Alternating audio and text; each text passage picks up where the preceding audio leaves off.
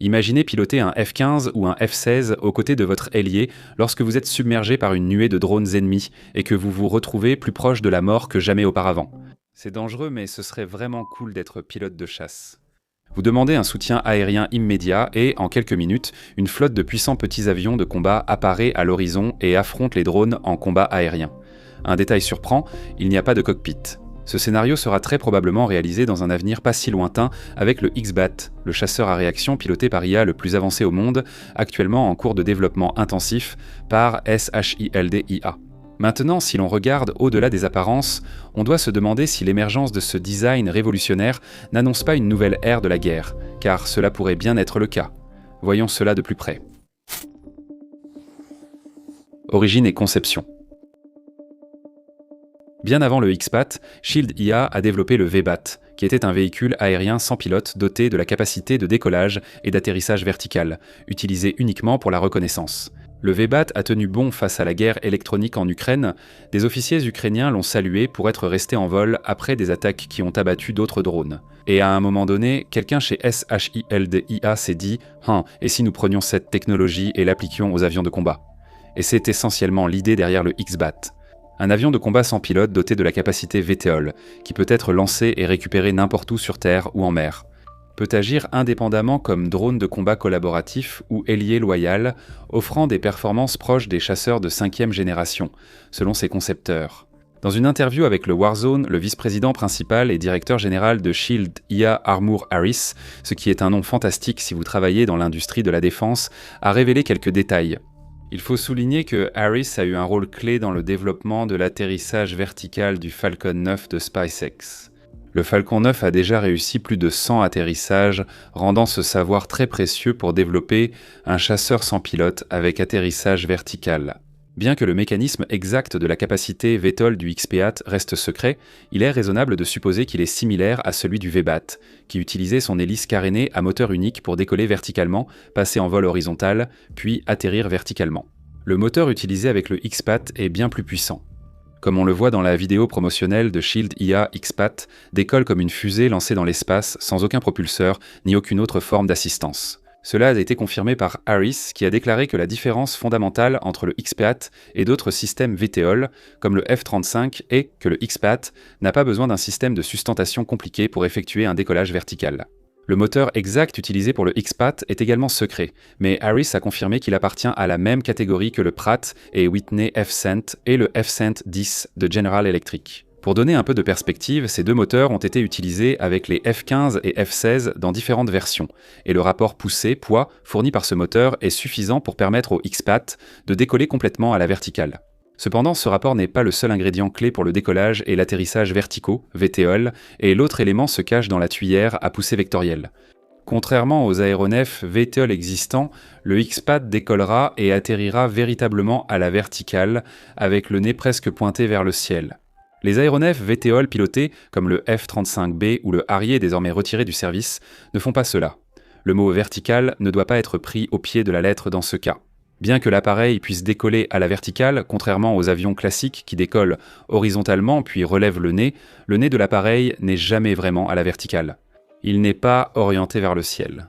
Cependant, le XBAT était conçu pour incarner la désignation VTOL au sens le plus littéral du terme, avec son nez relevé aussi bien au décollage qu'à l'atterrissage. Pour le décollage, l'XPAT utilise une technologie développée pour un programme expérimental de F-15 à la fin des années 1990, appelé Active, ce qui signifie technologie de contrôle avancée pour véhicules intégrés. En substance, un F-15 Eagle modifié a été utilisé comme démonstrateur pour tester les technologies VTOL et STOL. Le F-15 modifié était capable de décoller à des vitesses aussi basses que 42 miles par heure, soit 68 km par heure. Ce qui est incroyable étant donné que l'appareil pesait environ 47 000 livres, soit 21 tonnes métriques. Il pouvait également atterrir sur une piste de seulement 500 mètres, soit 1650 pieds, alors qu'un F-15 classique nécessite une piste 4 fois plus longue. Pour atterrir, le X-BAT utilise une technologie similaire à celle du X-13. Le X-13 Vertajet était un avion expérimental à décollage et atterrissage verticaux, conçu par Ryan Aeronautical dans les années 1950, bien qu'il n'ait jamais été mis en production en raison de la logistique compliquée, du manque de besoins opérationnels et parce que les contraintes technologiques de l'époque n'ont pas permis de perfectionner la technologie proposée, il a tout de même réussi à effectuer un décollage et un atterrissage verticaux au sens propre du terme. Sa méthode ressemblait beaucoup à celle du X-BAT. Le Vertajet décollait verticalement, passait en vol horizontal, puis atterrissait verticalement et était récupéré par un système de câbles. Le X-BAT n'aura pas besoin de système de récupération par câble, ayant résolu le principal problème d'atterrissage vertical, la commande et le guidage inversé. Atterrir entièrement à la verticale serait très inconfortable et peu naturel pour un pilote humain, pour la même raison que courir en marche arrière vous semble inconfortable et peu naturel. Maintenant, vous pourriez penser, eh bien vous savez, je gare ma voiture en marche arrière tous les jours et ça ne me pose aucun problème. Mais ce n'est pas vraiment la même chose parce que vous vous déplacez à très basse vitesse, vous n'utilisez pas une machine qui vaut 100 millions de dollars à moins d'avoir une voiture vraiment très chère et vous ne risquez pas de mourir si vous heurtez le trottoir.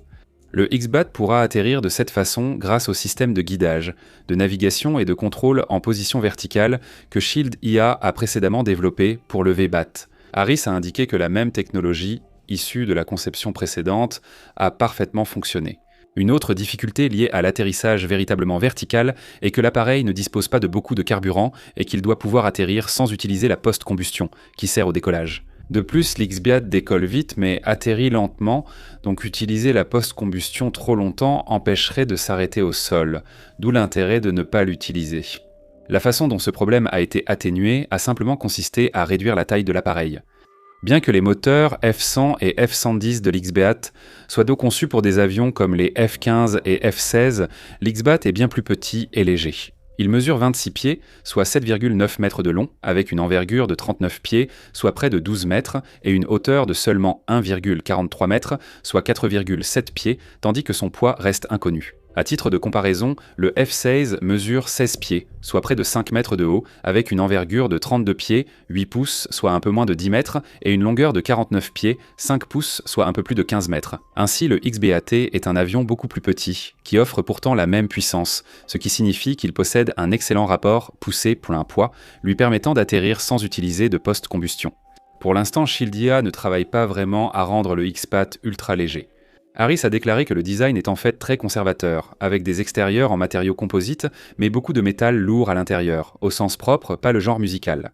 Leur objectif pour l'instant est de mettre ce design en production de masse aussi vite que possible, puis de travailler sur des améliorations pour rendre le design encore plus léger par la suite, ce qui facilitera encore davantage l'atterrissage. Même si l'atterrissage était théoriquement possible, un autre problème est apparu avec le flux d'air. Lorsque l'X-BAT atterrit, l'entrée d'air est orientée à l'opposé du flux d'air, et cela a été l'un des plus gros problèmes pour les ingénieurs lors de la construction de l'X-BAT. Pour résoudre ce problème, l'X-BAT effectuera une manœuvre Cobra en passant de l'horizontale à la verticale avant l'atterrissage. Trop cool. L'entrée d'air est conçue pour s'adapter à cette transition, et la trajectoire de la manœuvre garantit que l'entrée n'est jamais masquée, ce qui est le terme aéronautique pour désigner un moteur étouffé, parce que le flux d'air est bloqué par la cellule de l'appareil. Les essais en soufflerie ont confirmé que cette solution fonctionne. Le X-BAT peut passer d'un angle d'attaque de 90 degrés à un angle complètement horizontal de 0 degré, puis revenir à 90 degrés sans aucun problème au niveau de l'entrée d'air. En ce qui concerne la charge utile, le X-BAT est conçu pour servir de chasseur multirôle, et il est équipé de 2 soutes à armement interne et de points d'emport externes, comme la plupart des chasseurs pilotés actuels. Selon la mission, il peut être équipé de missiles air-air, air-sol, anti-navire et d'armes pour frapper des cibles au sol. Il peut aussi recevoir un système de guerre électronique et être utilisé à cet effet, ce qui serait utile si le X-BAT joue un rôle d'escorte.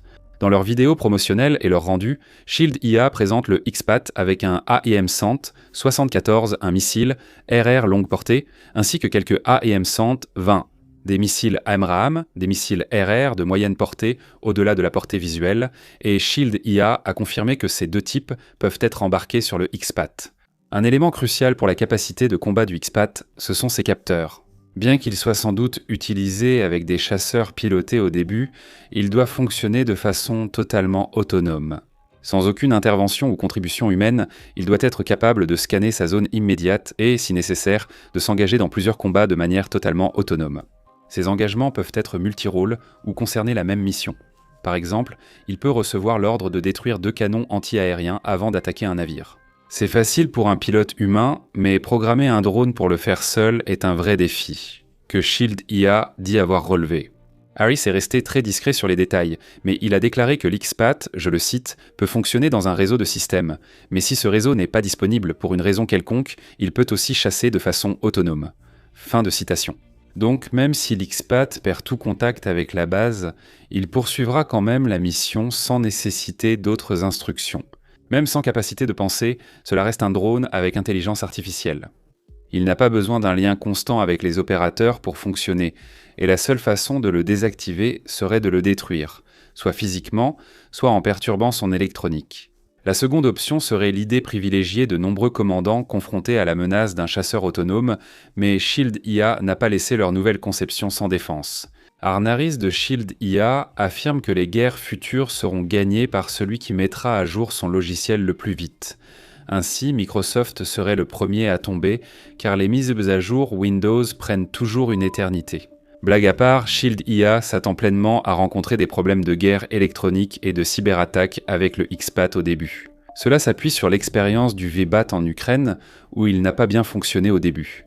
Harris souligne d'ailleurs que le pire jour d'un nouveau système est son premier jour. La différence entre une conception réussie et ratée réside dans la rapidité de sa mise à jour face à de nouvelles menaces. Pour les menaces cybernétiques, il n'y a pas de solution universelle.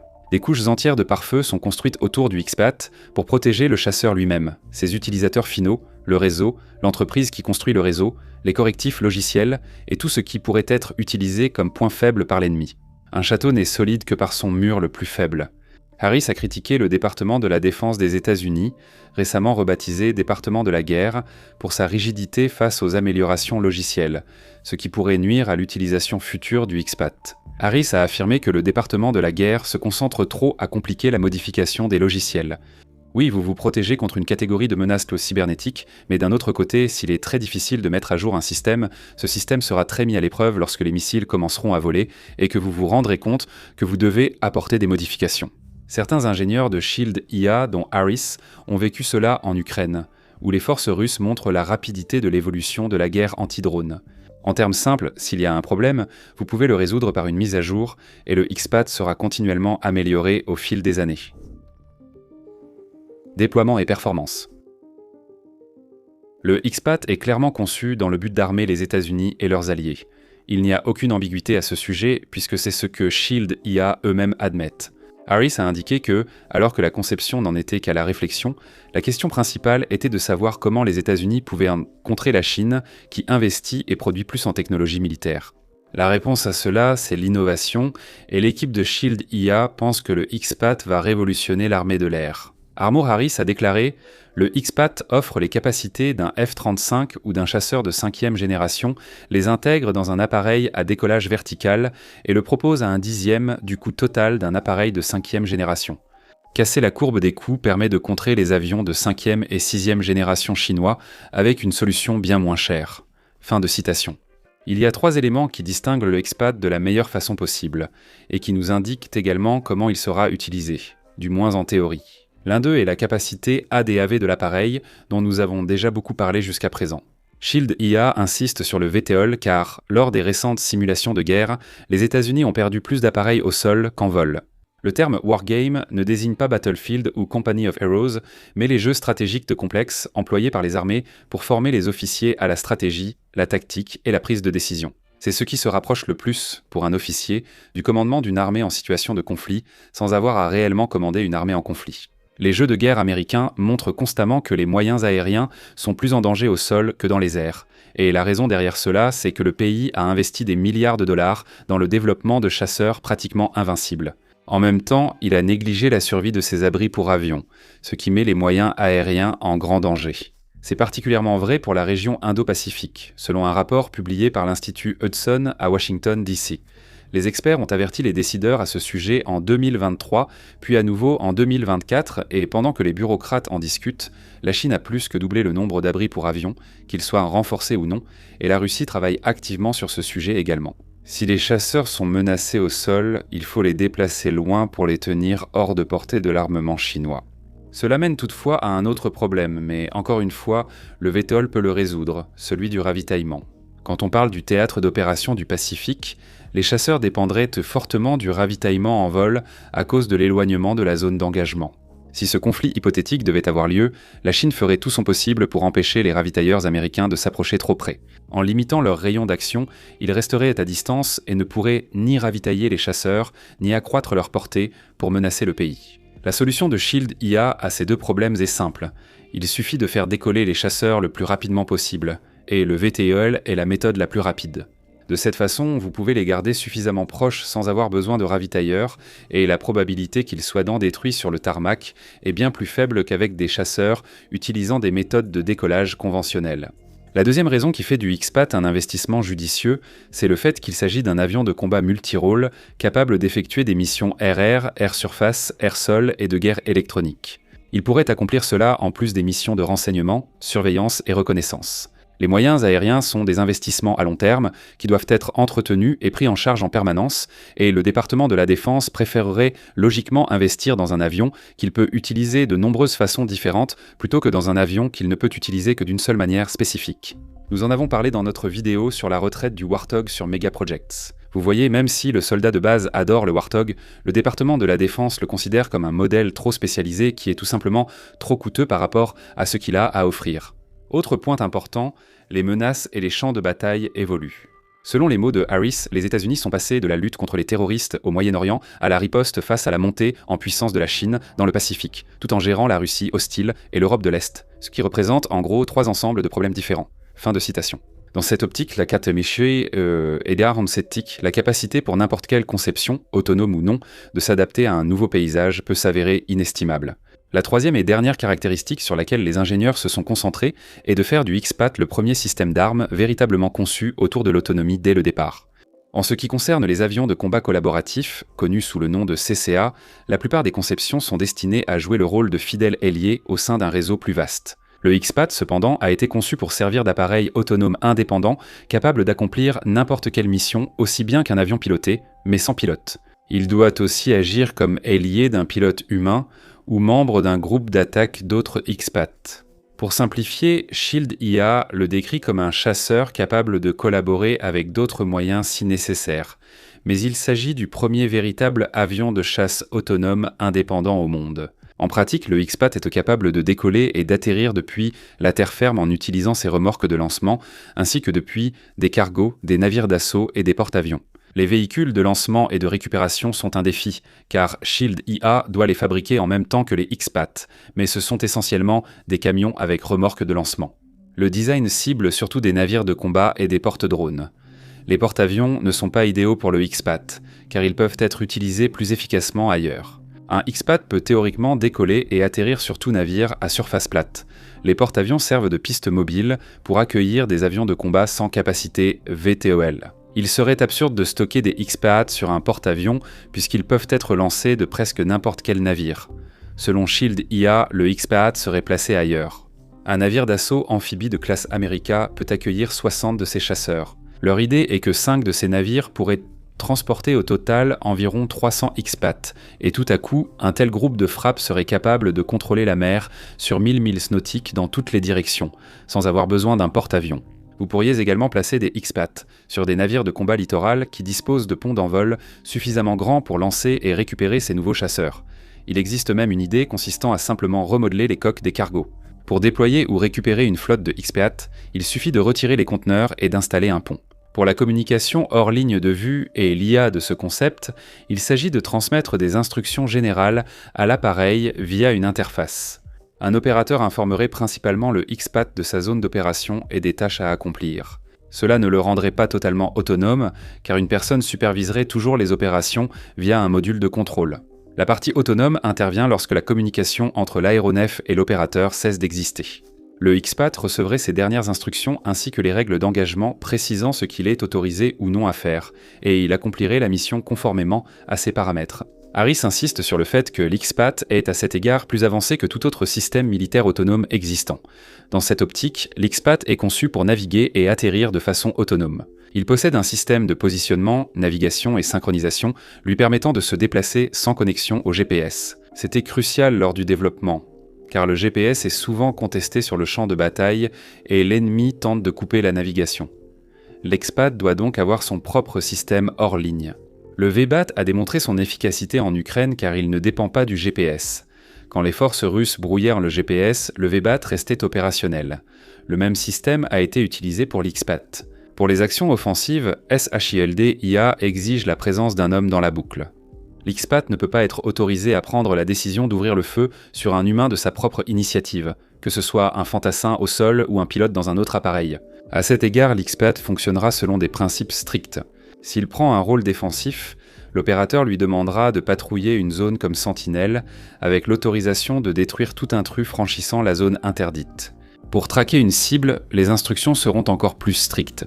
L'Expat devra identifier positivement une cible avec au moins 2 identifiants distincts à bord et ou déportés, et ce n'est qu'après cela que l'Expat recevra l'autorisation d'engager la cible. Il servira également en soutien d'un avion piloté, agissant comme capteur et identificateur, fournissant aux pilotes de chasse humains des informations sur la cible, tout en menant la vie dure pour l'avion ennemi grâce à la guerre électronique.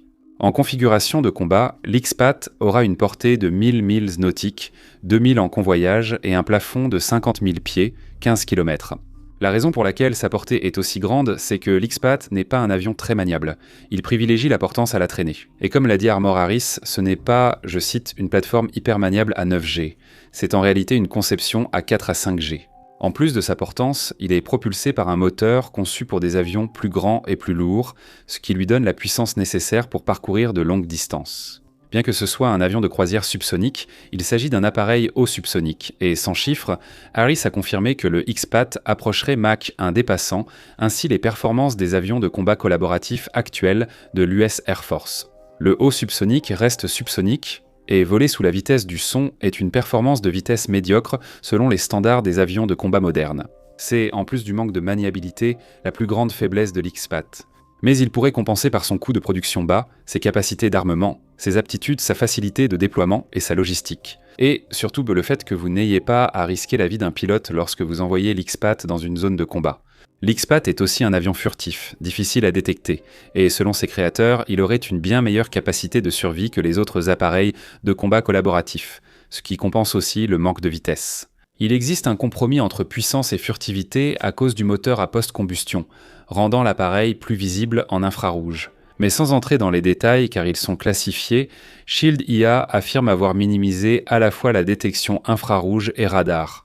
Grâce à cette conception et à ses performances, Shield IA affirme que l'US Air Force, si elle achète une flotte d'Expat, profiterait de coûts d'exploitation 10 fois moindres qu'un avion de 5e génération, rendant la conception très abordable en coût par heure de vol. La norme de longévité à laquelle Shield IA adhère est une durée de vie de conception de 10 ans pour la cellule, et il prévoit de vendre l'Expat au même prix que les autres CCA. La question est, quelle sera la prochaine étape pour l'Expat ? L'avenir. À l'heure où j'enregistre, l'Expat n'est même pas en développement depuis 2 ans, et les ingénieurs de Shield IA pensent qu'ils pourront démontrer toutes les capacités de vol en 2028 et passer à la production complète en 2029. Cependant, ce n'est que le début de l'histoire de l'Expat. Sa flexibilité de conception et de production offre encore beaucoup de possibilités d'amélioration. Par exemple, les ingénieurs ont conçu le premier Expat avec un espace dédié à l'installation d'une perche de ravitaillement en vol et d'un système de panier. Le système est absent car il n'est pas nécessaire pour le moment. Si la conception s'est produite en série et que l'expérience révèle un besoin de ravitaillement en vol, il pourra être ajouté facilement. La question de l'entraînement se posera également. C'est une toute nouvelle conception, et les opérateurs ainsi que la force conjointe doivent apprendre à utiliser cette technologie en combat. Si le département de la Défense commande à l'avance, Shield IA compte utiliser les avions de combat autonomes actuels pour l'entraînement avant la production du Expat. Il réalise déjà de nombreux vols avec diverses plateformes de sociétés internationales. Les pilotes d'aéronefs pilotés peuvent aussi s'entraîner avec l'Expat virtuel. La présence physique dans les airs n'est pas nécessaire pour qu'un pilote apprenne à donner des instructions et à voler avec l'appareil. Cela étant dit, il est clair que l'Expat a le potentiel de révolutionner la façon dont les guerres sont menées dans les airs et de provoquer de forts remous dans les eaux doctrinales de l'armée de l'air. Mais il est encore loin d'être abouti. Peut-être que dans quelques années, nous nous souviendrons de l'époque où l'on croyait que les chasseurs sans pilote domineraient le monde. On pourrait aussi dire, vous vous rappelez quand on se moquait de l'Expat ? Qu'est-ce qu'on était bête ? Aujourd'hui, le vrai problème avec l'Expat, c'est que c'est un chasseur autonome avec IA. Comment un commandant ou un pilote chevronné pourrait-il vraiment faire confiance à un simple logiciel volant? C'est une remarque très juste. Mais encore une fois, la réaction à la plupart des avancées technologiques, que ce soit dans l'industrie de la défense ou dans un autre domaine, a souvent été du genre « c'est insensé et ça ne marchera jamais ». Mais finalement, on se rend compte que « ah, ça fonctionne ». Qui sait comment tout cela va évoluer? Nous, en tout cas, on ne le sait pas. Mais ce que nous savons, c'est que si l'X-Pat s'avère être un succès, nous ne pouvons même pas imaginer ce qui nous attend dans 20 ou 30 ans. Merci de nous avoir regardés.